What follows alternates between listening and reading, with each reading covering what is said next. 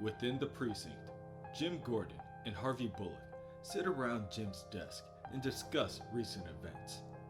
"How's the nose?" Harvey asks as he watches Jim fix his bandages and glasses for the umpteenth time. Jim, still annoyed with his partner, asks Harvey, "Don't you have some paperwork to fill out?" "What paperwork?" "On Batman?" "Oh, come on. The mayor's already called the commissioner, who called the captain. They want to know who the hell he is." Harvey brushes off Jim's urgency by claiming that Batman is nothing more than some nut looking for attention. "Takes one to know one, I guess," Jim says as he slides on his jacket. Harvey asks Jim where exactly he's going, and Jim responds, "Shift's over, Bullock. I'm going home." In the manor, Bruce, bruised and bandaged, makes his way downstairs and into the kitchen.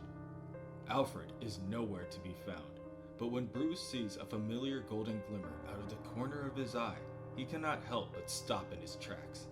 The lighter. Bruce steps over to the kitchen table where the lighter sits, picks it up, and examines it. Number 1 Dad. The memory of that Christmas morning rushes to the forefront of Bruce's mind. The happiness he felt at that moment now feels so distant. Suddenly, Bruce is interrupted from his daydream by Alfred walking into the room. "That went well," he tells Bruce shortly. "You were supposed to bring Weaver to the roof quietly.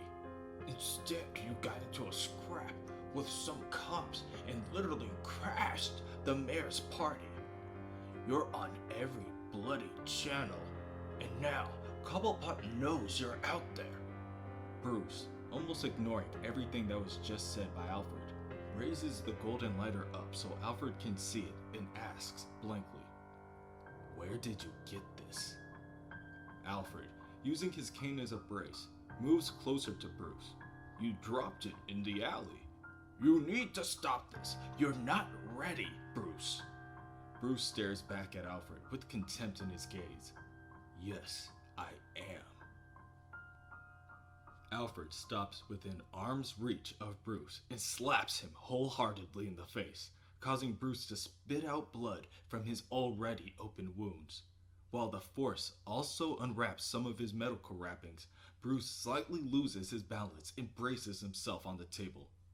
"Don't," Bruce tells him. "Or what? Come on, show me I'm wrong." "Stop." "You entitled brat," Alfred spits as he begins to poke Bruce with his cane. "You aren't close to ready." Bruce pushes Alfred's cane to the side and tackles him to the ground, proclaiming, "Yes, I am." Bruce charges forward to the other side of the room and rams Alfred against the wall next to the antique grandfather clock. Alfred, never to be taken lightly, hits Bruce with a focused strike to the chin. Bruce steps back from the attack, but Alfred continues to strike Bruce with his cane repeatedly. "You've never been to war. I have." Bruce is able to block one of the strikes from the cane, causing it to break against his forearm. Alfred's arm continues to move forward and Bruce grabs a hold of it. At the moment, Bruce is more than strong enough to overpower Alfred. He pulls onto Alfred's arm and slams him against the grandfather clock, shattering it as it breaks and crumbles to the ground. Alfred is slow to regain his footing, and Bruce tries to exploit it by throwing a quick right jab. Alfred dodges, telling Bruce, "You're emotional, sloppy." Alfred counters by moving around Bruce's punch and grabbing the back of Bruce's neck before using Bruce's own momentum to toss him into the trophy room. "And soft," Alfred tells him as he slams Bruce against a glass case showcasing the armor of the Shogun. Bruce furiously throws his elbow backwards and hits Alfred in the ear, but Alfred does not relent. He quickly jabs Bruce in the stomach again and again. "No guns? No recon, no tactics, just a stupid bat costume, a useless cape. This is Gotham City. The cops aren't your allies. The people aren't your friends. Bruce begins to fall forward, and Alfred assists his fall to the ground with an elbow strike to the back in between the shoulder blades. It's everyone for themselves in this town, in this world. You can't do it, Alfred says as he punches a fallen Bruce.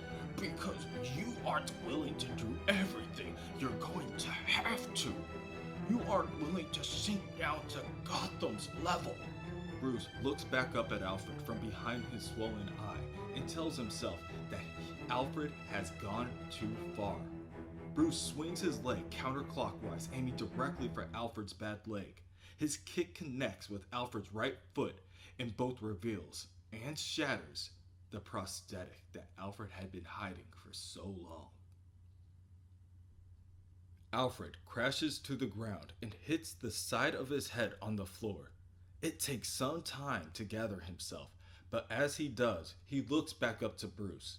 He is at a loss of words. Bruce looks down at Alfred with worry in his eyes. Alfred, I will do everything I have to, and I will do it myself. Bruce turns to walk out of the room, leaving Alfred alone on the floor. Alfred examines his busted leg, mumbling to himself, Bloody hell, maybe he is ready. Elsewhere, Jacob Weaver approaches his apartment door in order to call it a night. He digs into his pocket and pulls out the key before entering it into the lock. He unlocks the door and swings it open slowly. It creaks as it opens up to the dimly illuminated room. To his surprise, there is an unfamiliar flicker coming from a birthday cake sitting atop of a table in the center of the open area. Unsure of what is going on, Jacob walks towards the cake on top of the table. His demeanor quickly shifts from alarmed to terrified as he reads the letters inscribed to him in blue icing. Happy birthday, Jacob. Make a wish, a man says. Jacob snaps his head to the right and sees a large man encased in shadow standing in the middle of the room. The birthday boy, Jacob realizes. But don't tell anyone. The birthday boy raises his massive arm, and within his hand he clutches a giant kitchen knife that gleams from the lights outside the window. Jacob attempts to create distance between himself and his attacker, but needless to say, it is to no avail. Within GCPD, Harvey Bullock travels to the records department. He sees the woman sitting, reading a book behind the front desk, puts on his best smile, and tells her, Hey, doll, I want to check out some files. The Wayne case, as in Thomas and Martha. The woman slowly looks up from her book and asks, And you are? Harvey flashes his new police badge to verify himself. Detective Harvey Bullock. Just joined the precinct. The woman clicks a couple keys on her computer before returning her gaze at Harvey. Bullock. You're not on my list yet, detective. What's that mean? That means I can't give you anything until you are. Paperwork is probably still in routing. Check back tomorrow. She finishes as she returns her gaze to her book. Oh no, Harvey says. Listen, they're not for me. They're for my partner, Detective James Gordon. He sent me down here, and if I don't come up with him, he's going to get pissed off, yell at me again, and storm down here himself. Save us all some trouble, huh? Doll? The woman squints at Harvey, unconvinced and annoyed. Just print his name here and I'll send the request. Harvey smiles and obliges. However, when the order for the file is made, someone within the department hears the ping on the computer. She walks over to the computer, sees the name, and picks up the phone. Hello? She says. It's Amy down in records. You might want to let the mayor know someone is digging into the old files again. Uh-huh. Detective James Gordon? Elsewhere, Jim Gordon arrives home. He swings his door open to be greeted by nothing more than still air. Barbara, I'm sorry I'm late. Barbara? He reaches for his phone and presses the first number on speed dial. Hello? He says into the phone. Hey, Dad. Barbara, where are you? Leaving the library? Helena called in sick again. I thought I could use the extra shift. What have we talked about? I don't want you out after dark, Jim warns his daughter. The rent check bounced again. Barbara, Don't worry about it, Dad, she tells him. We're in this together. Later, when someone comes knocking at Jim's door, he expects it just to be Barbara, forgetting her keys again. But it's just Bullock. Nice apron, he comments as he walks into the door. I've got to talk to you, Gordo. You know that bat guy who's been harassing Jacob Weaver? Weaver was the first cop on the scene of the Wayne's murder. And now, Weaver's dead. Landlady just found him with his throat slashed. They're actually trying to call it a suicide. Get the hell out of my home, Bullock. Gordo, whatever's happening, I don't know if it's connected to the Waynes or Bat Guy or the mayor, but it's something big.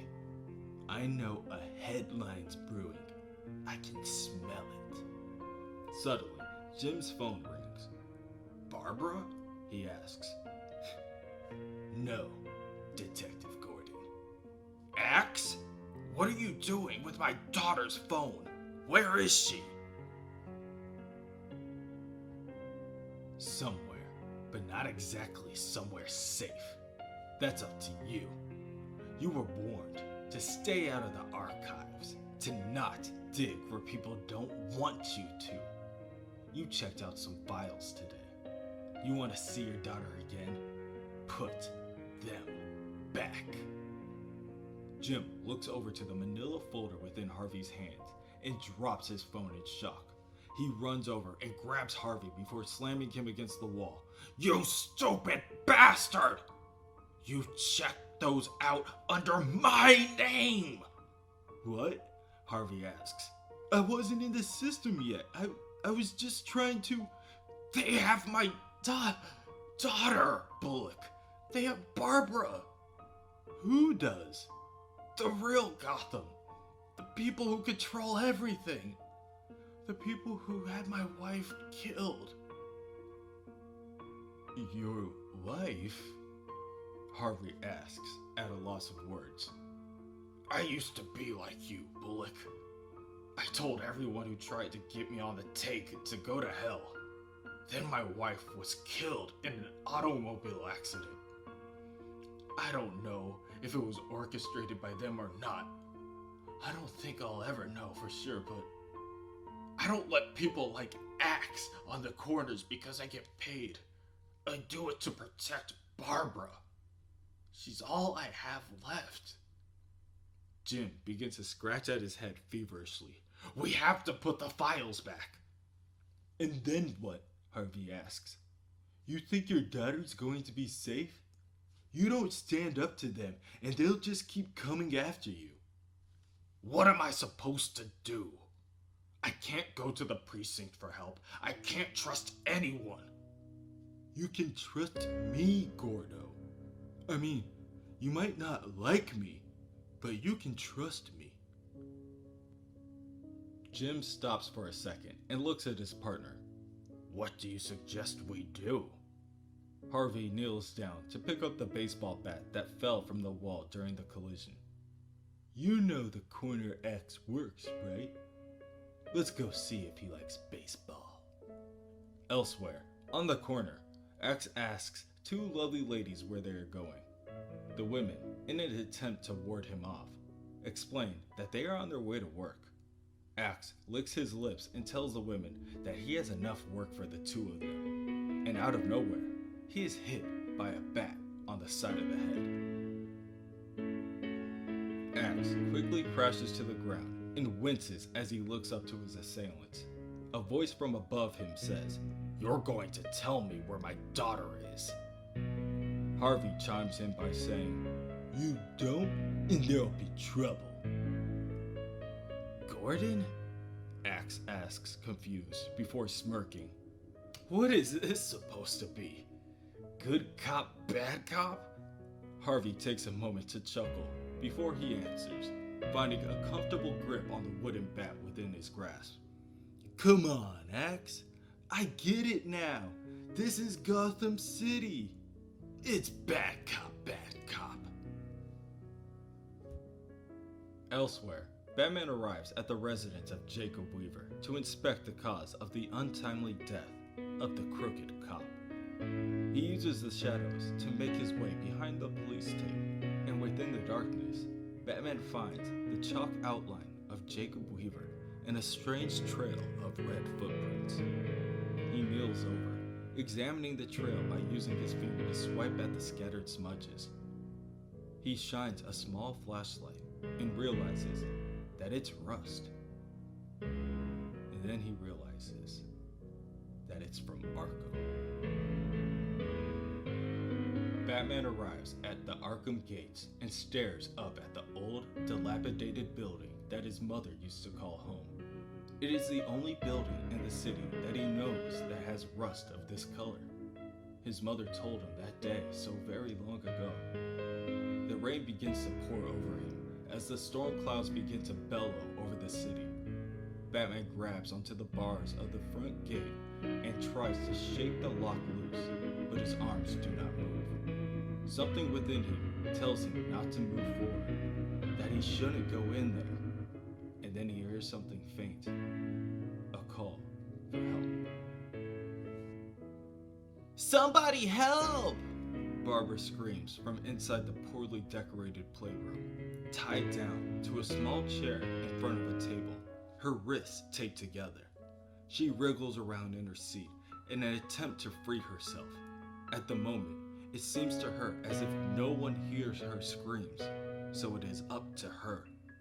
Unfortunately, the tape fastened around her wrist is too tight and she is expelling too much energy to force her way out. She hears the creaking wood underneath, heavy footsteps, and decides that she has nothing left to lose. Barbara leans back in her seat, breaking the wood that makes the base of the chair, and pushes herself backwards towards the ground. Her glasses fall off her face, and the splintered wood spreads across the floor as the rope around Barbara begins to loosen. She sees a piece of sharp wood and attempts to reach her bound hands out to grab it, but then the door opens. The birthday boy walks through the open door with a bright pink birthday cake in one hand and his large kitchen knife safely fastened under his belt strap. He looks down to Barbara, and from behind his mask, he tells her, "Make a wish."